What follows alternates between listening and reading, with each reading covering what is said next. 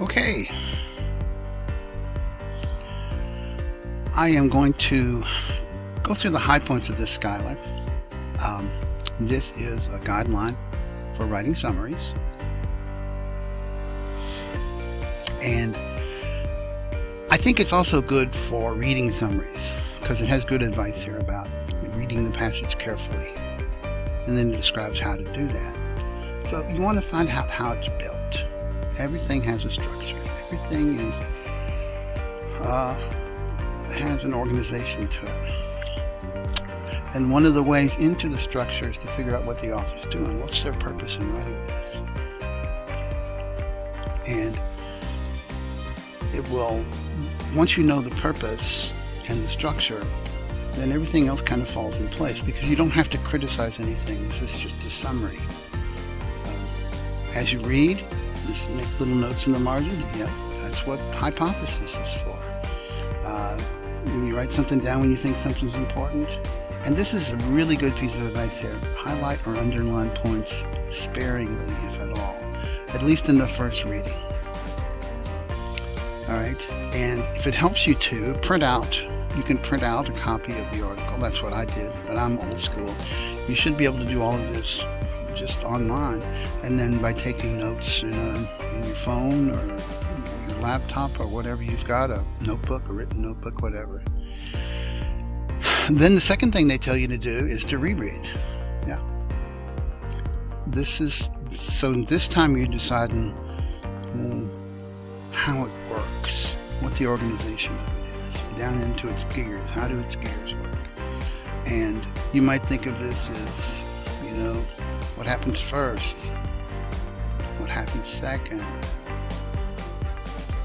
Of course, the first thing that happens is the introduction. And the last thing that happens is the conclusion. So, you can mark those off and figure out what he's saying in those. But David Foster Wallace doesn't give it all to you. He doesn't give you his purpose completely. So you're going to have to tease that out. Divide the passages into sections. I mark every single paragraph. I number every paragraph. And then sometimes there's 2 or 3 paragraphs per section. They call them stages of thought. And I don't know if that helps you or not, but either way, basically what we're looking at here is the organization of the piece. Does it make you feel like a juggler right now? Because oftentimes reading is a juggling act. The author has chosen to put paragraphs, first certain things in paragraphs, so, that's a clue. You can at this point underline key ideas and terms and make more notes to yourself in the margins. Again, you'll notice that you're getting deeper and deeper into the article here, and you really haven't written very much yet. And that's as it's to be expected, because the next thing you do is you write 1-sentence summaries for each stage of thought. So if you say that the first 3 paragraphs are the introduction, then write me a summary about what's in that introduction, and then just keep going down. Each section of thought, write a 1-sentence summary of it. And you can probably tell by now that you're actually writing the paper here, or at least the first draft, or sometimes people call it the 0 draft of a paper. Next thing you do is you want to write a thesis. Now that's the fancy English teacher term for purpose. And it's a 1 or 2 sentence summary of the entire passage. Okay, so you'll notice that you've had to do all this stuff before you got to this thing. It's because you didn't really know it until you read it at least twice, taken notes, and thought about how it's put together. This is a very different kind of reading. It's called close reading. So, I mentioned it a second ago. I can get my tools to work properly here. It's close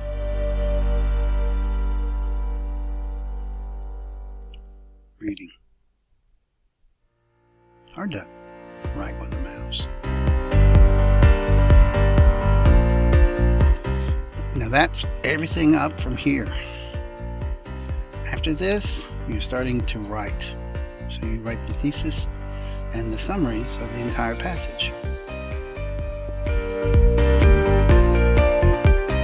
And this tells you how to do it.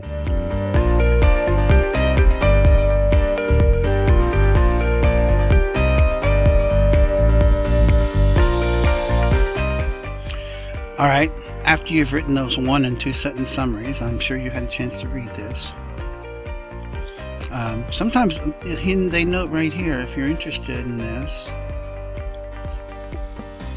note in some cases a pseudo thesis may already be in the original passage.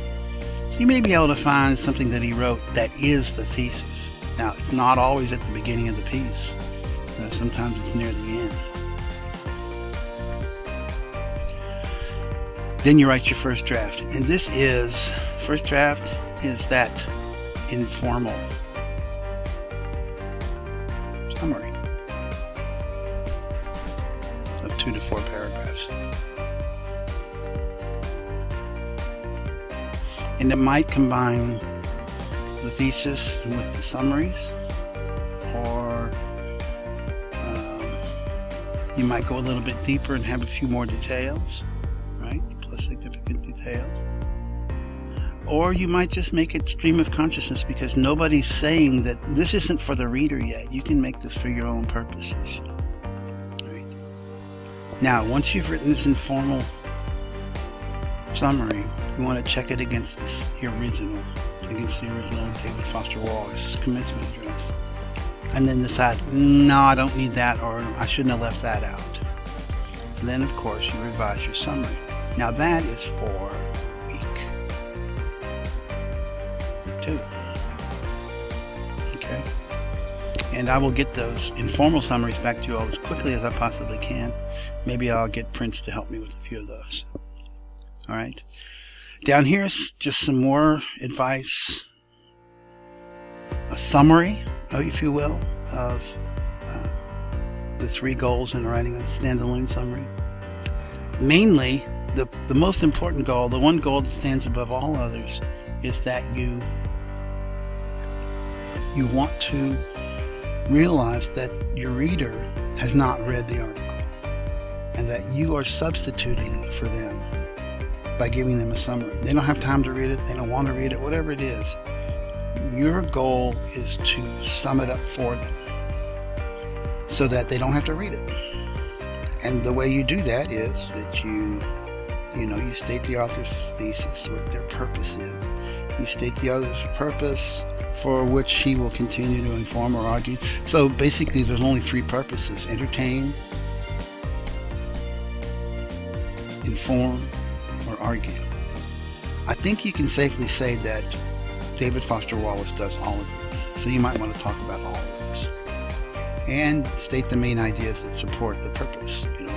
Okay, he says this one thing about the world and how to live in it, how to live your life. How does he support that idea? Alright, you can read this on your own. There's some good pieces of advice in there, but basically this is your guide, and you'll get a chance to revise this several times, so not to worry.